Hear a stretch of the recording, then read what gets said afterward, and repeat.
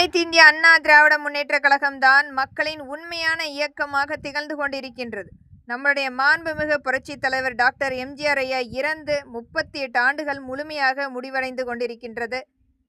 அவர் இறந்திருந்தாலும் நம்மோடு வாழ்ந்து கொண்டிருக்கின்றார்.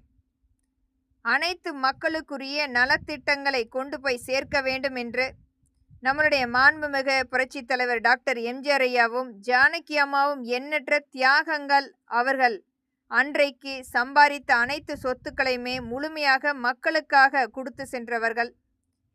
ஒரு முன்னுதாரணமான தலைவர்களாக இன்றைக்கு அனைத்து மக்களிடத்திலும் வாழ்ந்து கொண்டிருக்கின்றார்கள். பாரதிய ஜனதாவுடைய கூட்டமைப்பு என்பது மக்களுடைய நிலைப்பாடை கண்டிப்பாக வாக்குகள் கண்டிப்பாக குறைக்கப்படும். தயவு செய்து எடப்பாடி ஐயா உங்களுடைய நிலைப்பாடை மாற்றிக்கொள்ளுங்கள். வருகின்ற சட்டமன்ற தேர்தல் என்பது நம்முடைய மக்களுக்குரிய நலத்திட்டங்களை முழுமையாக கொண்டு போய் சேர்க்கப்பட வேண்டும். சுப்பிரமணிய சுவாமி கண்டிப்பாக எல்லோருக்கும் ஞாபகம் இருக்கும்.